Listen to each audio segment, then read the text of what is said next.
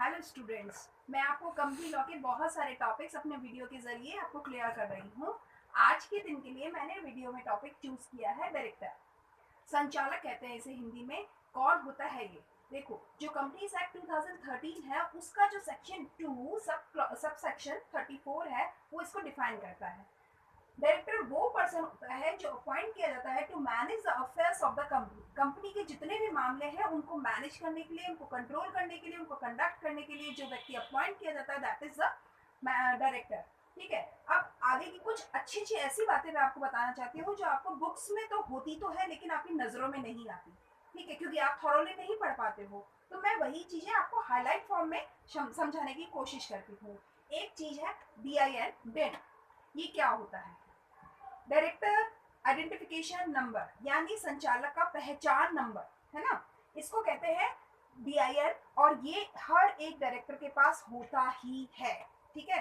Without having a DIN a person can not be appointed as a director in the company. Clear है? अब ये बताते हैं, ये एक यूनिक 8 डिजिट नंबर होता है 8 डिजिट का होता है ये नंबर, और हर एक नंबर किसी दूसरे नंबर से अलग होगा, इसलिए इसे यूनिक कहा है। It is never mix with another number. Clear है? अब आगे बात करते हैं पर्सन। जो डायरेक्टर होता है as a person, as an individual, वो एक नेचुरल पर्सन होता है। कोई भी आर्टिफिशियल पर्सन या कोई फर्म या कंपनी कभी भी किसी कंपनी की डायरेक्टर नहीं अपॉइंट हो सकती। क्लियर है? तो एक नेचुरल पर्सन का होना बहुत जरूरी है।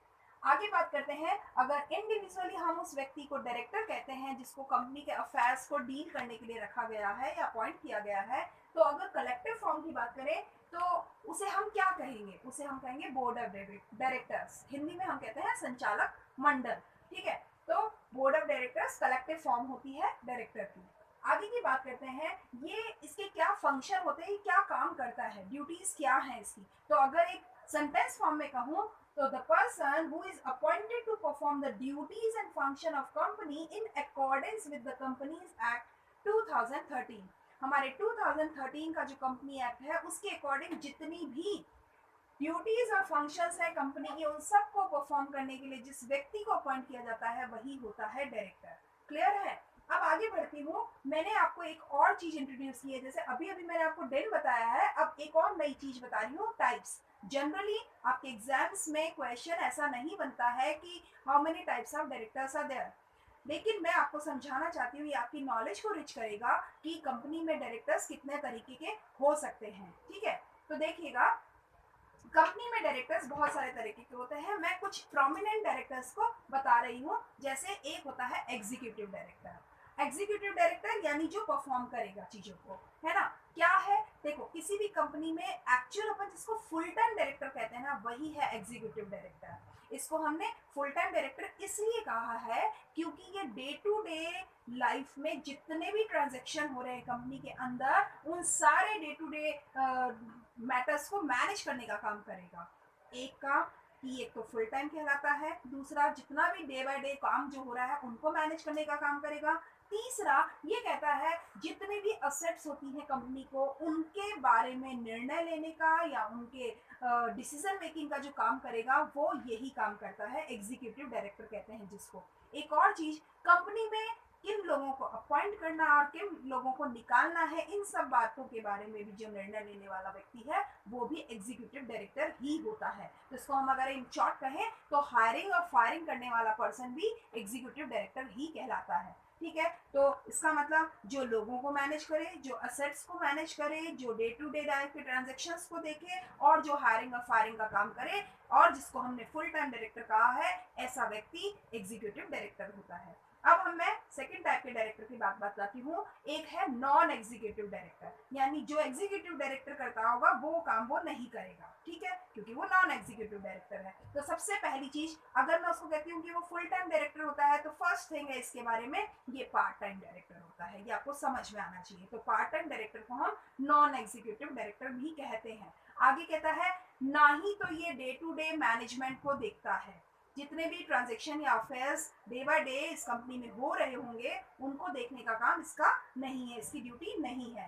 तीसरी चीज ये कहता है, ये केवल बोर्ड मीटिंग्स को अटेंड करने का काम करेगा। एक, दूसरा, ये किसी स्पेसिफिक प्रोजेक्ट के लिए ही कंपनी में अपनी एंट्री करेगा, ठीक है। और ये कहता है किसी स्पेशल निर्णय से रिलेटेड कोई बात करनी होगी तो ही ये अपना इन्वॉल्वमेंट शो करता है। और ये कहता है, खास बात इसकी ये है, कंपनी के बाहर से अपॉइंट होता है ये डायरेक्टर, जिसको अपन ने नॉन एग्जीक्यूटिव डायरेक्टर कहा है। देखो, जो एग्जीक्यूटिव डायरेक्टर होगा ना, वो 99% कंपनी के इन हाउस होगा, यानी कंपनी के अंदर का बंदा होगा।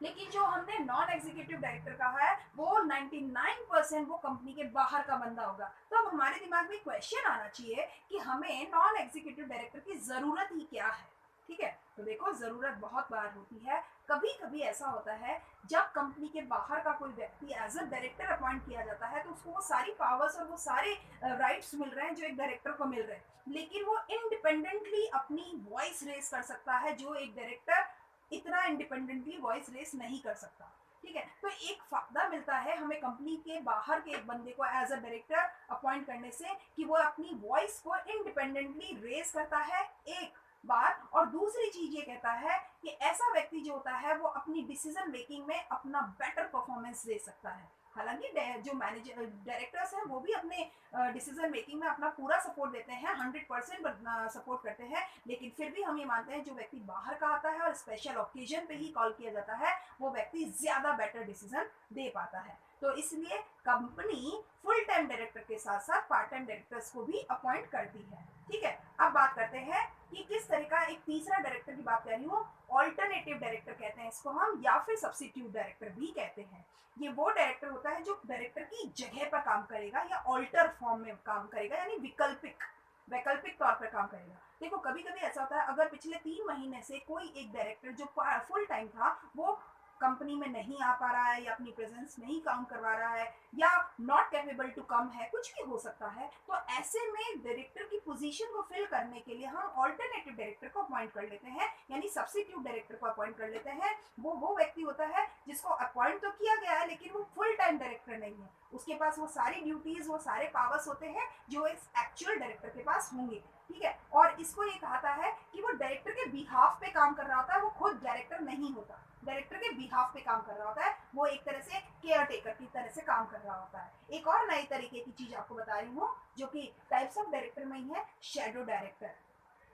क्या होता है शैडो डायरेक्टर? देखो, शैडो हिंदी में कहते हैं हम परछाई को। तो जैसे एक व्यक्ति के अंदर उसकी परछाई छिपी हुई है, दिखे या ना दिखे, ठीक है। तो लाइट में दिखती है, अंधेरे में नहीं दिखती है। यहाँ पे बिल्कुल वही सारी चीजें हैं कि जब भी जरूरत पड़ती है एक व्यक्ति को एसोसिएट करने के लिए, एक पर्सन जिसको हमने शैडो डायरेक्टर कहा है, वो सामने आ जाता है। एक्चुअली वो डायरेक्टर फॉर्म में नहीं अपॉइंट किया जाता, लेकिन ये एक एग्रीमेंट फॉर्म में पर्सन होता है, जो कि फॉलो करता है वो सारे डायरेक्शंस को और इंस्ट्रक्शंस को, जो वो डायरेक्टर उसको एक्चुअल देता है, ठीक है। और ये एक्ट में दिया हुआ है कि एक शैडो डायरेक्टर को अपॉइंट किया जा सकता है, और जो सर्कमस्टांसेस होंगी वो एमओए में या एओए में मेंशन होती है, तभी एक शैडो डायरेक्टर अपॉइंट किया जाता है, otherwise it is not necessary to appoint the director. अब एक नए तरीके का और आपको डायरेक्टर बता रही हूँ, that is de facto director.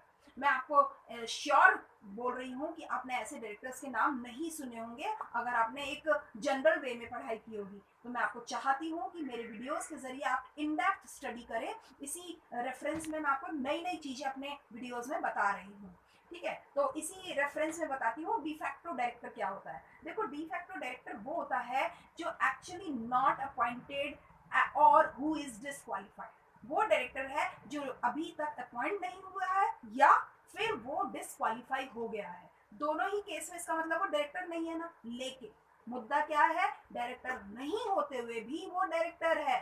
Clear है? नहीं होते हुए भी वो डायरेक्टर है, इसीलिए इसे डिफैक्टो यानी लगता है वो है नहीं डायरेक्टर पर वो है डायरेक्टर। तो इसका मतलब the person who is not appointed yet or who is disqualified from the directorship is called director if he or she works as a director.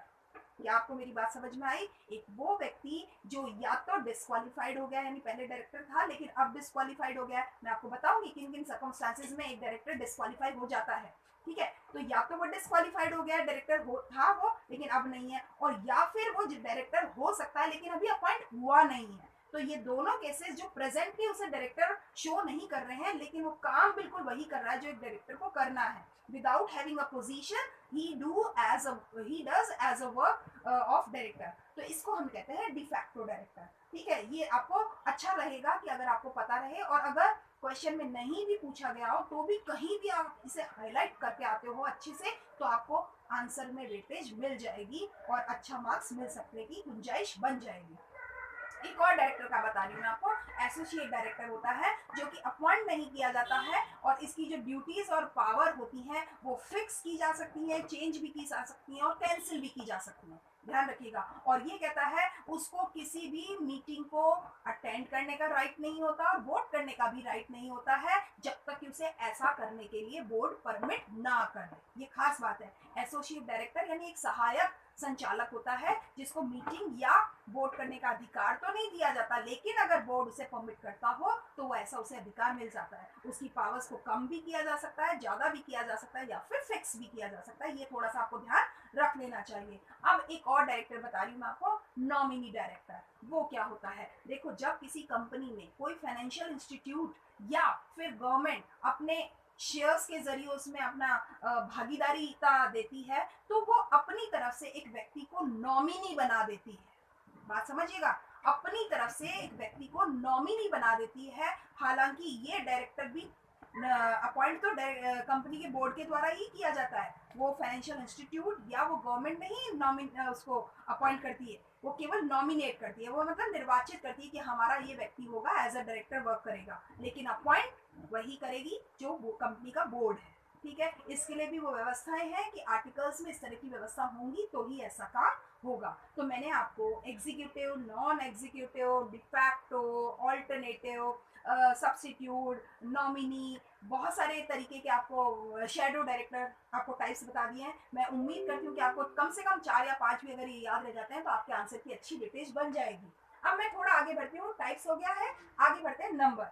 How many numbers are limited by the act as a director in the company? कितने number में हो सकते हैं, कितनी संख्या में director हो सकते हैं? देखो, मैक्सिमम के बारे में हमारा एक्ट साइलेंट है कि मैक्सिमम नंबर ऑफ डायरेक्टर कितने हो सकते हैं, लेकिन मिनिमम के बारे में हमारे एक्ट में कुछ चीजें मेंशन कर दी हैं। अगर कंपनी पब्लिक है तो it must be at least 3 director, 3 director होने ही चाहिए। अगर वो कंपनी प्राइवेट है तो 2 डायरेक्टर होने ही चाहिए, और अगर ओपीसी है तो 1 डायरेक्टर होना ही चाहिए। आगे की एक और बात की गई है, it can be maximum 15 directors, 15 director हो सकते हैं मैक्स टू मैक्स, लेकिन इससे ज्यादा भी हो सकते हैं। यदि ऐसा करना चाहे तो कंपनी में appoint more after passing a special resolution.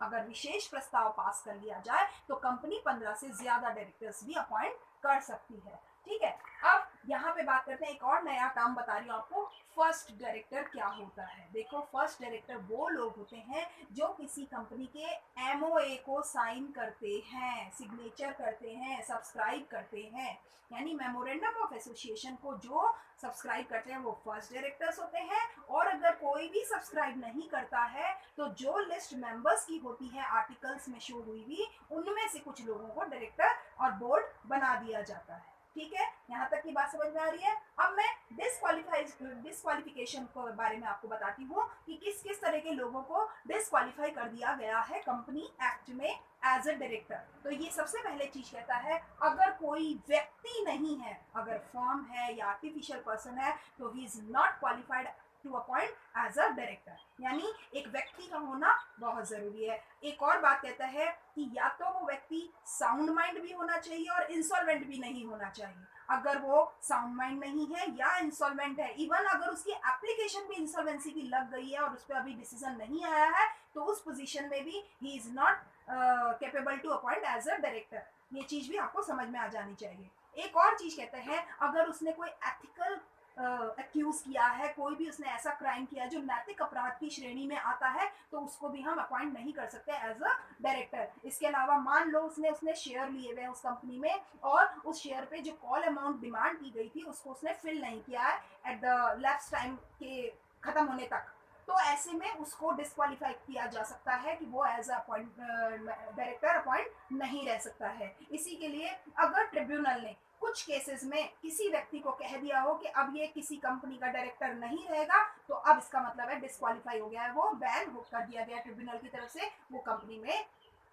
As a director नहीं अपॉइंट किया जा सकता। अगर ऐसा में अपॉइंट किया जाता है तो फिर उसका इनवैलिड हो जाएगा। आगे की कहते हैं, अगर कंपनी में से उस डायरेक्टर को हटा दिया गया है किसी भी ऐसे कारण से जिसको ऑब्जेक्शन था, है ना, तो ऐसे में उस कंपनी के उस व्यक्ति को डायरेक्टर के फॉर्म में क्वालिफाई नहीं किया जा सकता।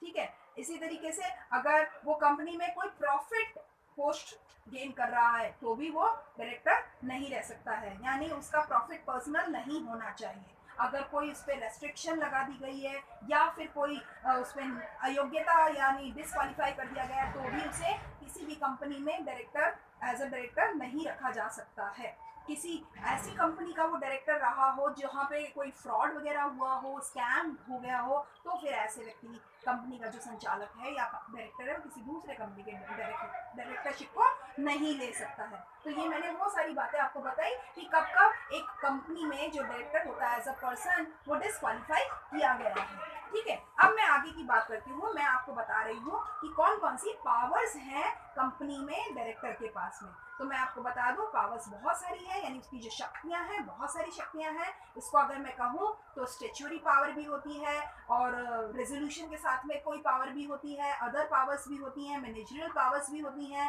ठीक है। तो बहुत सारी तरीके की हैं। जैसे मैं अगर स्टेचुरी पावर की बात करूं तो जितने भी शेयर्स हैं उसके ऊपर अनपेड मनी को कॉल करने की जो पावर है वो उसकी स्टेचुरी पावर है। अगर शेयर्स हैं उनको कोई कमी रह रही है उनके बारे में निर्णय लेना है तो वो उसकी पावर है। डिबेंचर्स को इशू करने को इंडिया में इशू करना है कि इंडिया के बाहर भी इशू करना है, इस तरीके की जो निर्णय लेने की जो उसकी शक्तियां हैं वो भी उसकी स्टेचुरी पावर्स में काउंट होती हैं।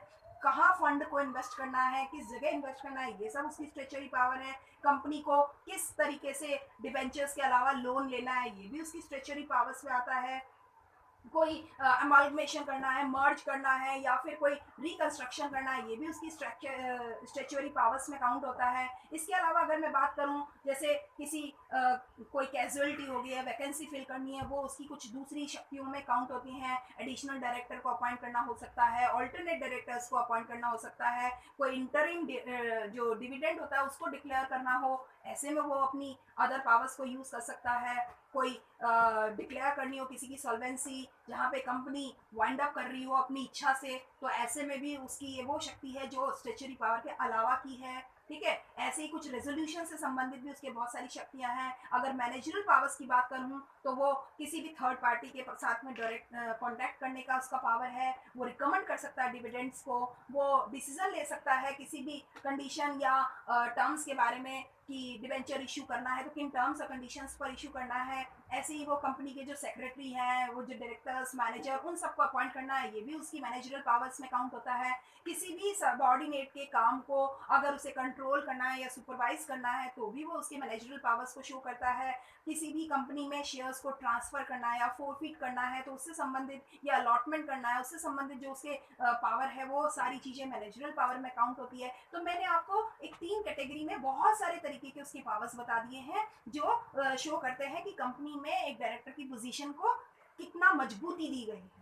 अब आगे मैं बढ़ती हूँ, ड्यूटीज की बात करें कि अगर कंपनी में एक डायरेक्टर की पावर्स इतनी अच्छी हैं तो ड्यूटीज कितनी होगी। बहुत सारी ड्यूटीज हैं। जैसे अपन ने अगर पावर की बात करी तो वो उसके राइट्स में कह लो, और ड्यूटीज उसकी जिम्मेदारियां बन जाएंगी। तो वो पॉलिसी वगैरह बनाने की उसकी जिम्मेदारी है, ऑब्जेक्टिव्स क्लियर करना, डिटरमाइन करना, उन सब की भी उसकी जिम्मेदारी होती है। वो पावर्स को डेलीगेट करता है कमेटीज में ताकि कि काम को स्मूथली रन किया जा सके, ये भी उसकी ड्यूटी है। वो गुड फेथ पे काम करेगा, ये भी उसकी एक अच्छी ड्यूटी है ना। और वो कंपनी में आर्टिकल्स में जो भी चीजें जिस तरीके से दी गई हैं उन्हीं तरीके से वो काम करेगा, ये भी उसके ड्यूटी में काउंट होता है। वो रीजनेबल केयर और डिलीजेंसी को यूज करते हुए अपने कामों को पूरा करेगा कंपनी के अंदर, ये भी उसकी ड्यूटी में आता है। कुछ डायरेक्टर्स की स्पेसिफिक ड्यूटीज भी होती हैं, जैसे शेयर होल्डिंग का काम करेगा, उसको डिस्क्लोज करेगा। वो इंटरेस्ट को डिस्क्लोज करता है किसी कॉन्ट्रैक्ट के जरिए अगर उसका आ रहा होता है तो। वो कहता है क्वालिफिकेशन शेयर्स को लेने की उसकी ड्यूटी है, जो कि अगर वो अपॉइंट हुआ है जिस टाइम से उसके 2 महीने के अंदर अंदर उसे क्वालिफिकेशन शेयर्स लेने होते हैं। आपको मैं बता दूं हिंदी में इसको योग्यतांश कहते हैं। हर एक डायरेक्टर को कंपनी में योग्यतांश लेना ही चाहिए, कम से कम एक।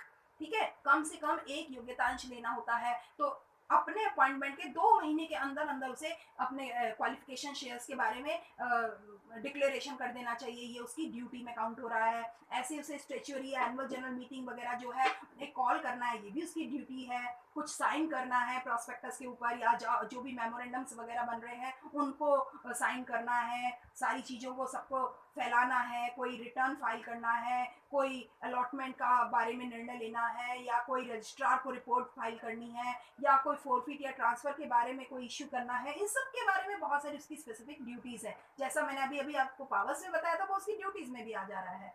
ठीक है, अब मैं आगे बढ़ती हूँ। बहुत सारी चीजें हैं, इसी को हम लाइबिलिटीज भी कह सकते हैं। लाइबिलिटीज हैं थर्ड पार्टी के तहत भी हो सकती है उसकी लाइबिलिटी, वो डायरेक्टर के प्रति भी उसकी डायरेक्ट लाइबिलिटी होती है, कंपनी के प्रति भी उसकी लाइबिलिटी होती है। तो बहुत सारी तरीके की उसकी लाइबिलिटीज भी हो जाती हैं।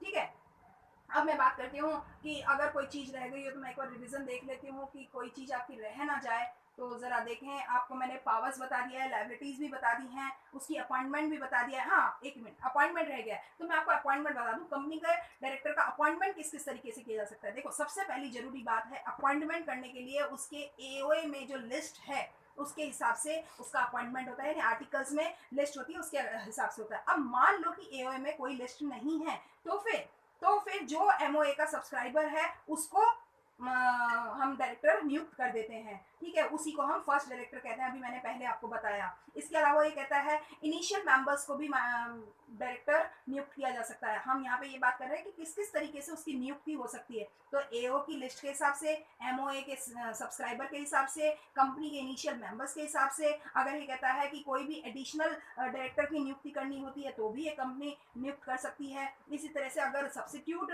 या ऑल्टरनेटिव डायरेक्टर को नियुक्त करना, मैंने आपको सारे टाइप्स में समझा दिए हैं कौन कौन से टाइप्स होते हैं। तो एक बार आप मेरे वीडियो को 3 बार अगर आप देख लोगे ना तो आपको ये पूरा मैटर, पूरा कॉन्सेप्ट क्लियर हो जाएगा। तो ऑल्टरनेटिव या सब्सिट्यूट डायरेक्टर को भी अपॉइंट किया जा सकता है बोर्ड की डिसीजन मेकिंग से। मान लो कि बोर्ड में नहीं है, तो कोई बोर्ड में व्यक्ति 3 महीने तक नहीं आ रहा है, पिछले 3 महीने से नहीं आ रहा है, तो फिर ऐसे में एक डायरेक्टर की नियुक्ति करना जरूरी है। तो कंपनी फिर ऐसे में एक नियुक्ति कर लेती है जिसको अपन ने ऑल्टरनेट या सब्सिट्यूट डायरेक्टर कहा है। ऐसे ही कहता है अगर कोई डायरेक्टर की पोस्ट खाली हो गई है, मे बी इंसॉल्वेंट हो गया हो, मे बी अनसाउंड माइंड हो जाए, मे बी उसकी डेथ हो जाए और एक ही डायरेक्टर था, तो ऐसे में उसकी भी नियुक्ति बोर्ड की तरफ से की जाती है, तो उसका अपॉइंटमेंट हो जाता है। ऐसे ही डायरेक्टर को नॉमिनी भी किया जा सकता है। मैंने आपको बताया था कि अगर कोई फाइनेंशियल इंस्टीट्यूशन या फिर गवर्नमेंट का कोई शेयर इस कंपनी में होता है तो वो अपना एक नॉमिनी बता देते हैं कि हमारा नॉमिनी रहेगा, उसको हमने नॉमिनी डायरेक्टर कहा था। तो इस तरह से उसकी अपॉइंटमेंट्स भी बहुत सारे तरीके से हो सकती हैं। तो मैंने इस तरीके से आपको बहुत सारे हेडिंग्स के तहत डायरेक्टर को कवर किया है।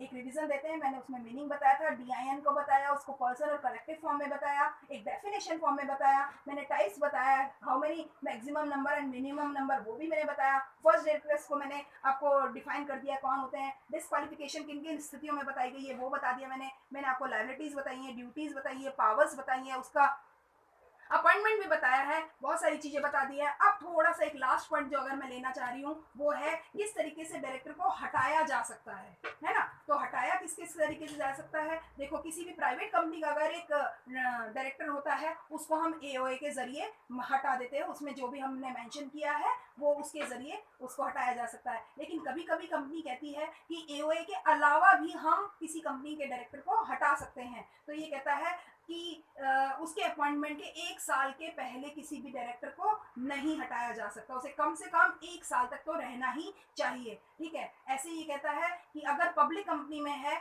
तो उस कंपनी के डायरेक्टर को हटाने के लिए ऑर्डिनरी वोटिंग होनी चाहिए, लेकिन स्पेशल नोटिस निकालने के साथ में उसकी वोटिंग होनी चाहिए, और जितने मेजॉरिटी ऑफ वोट्स मिलते हैं उसके हिसाब से निर्णय लिया जाएगा कि the person should be removed और नॉट।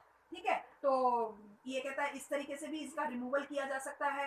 तो ये मैंने आपको रिमूवल वाला पॉइंट भी ले लिया है। मेरे हिसाब से मैंने लगभग पूरा चीजें ले ली है। आपका डायरेक्टर बहुत अच्छी तरीके से मैंने आपको क्लियर कर दिया है। उम्मीद करती हूँ कि आपको ये वीडियो बहुत पसंद आएगा। आप इस वीडियो को 2-3 बार देख लोगे तो आपका डायरेक्टर का जो क्वेश्चन है वो बहुत अच्छा तैयार हो जाएगा।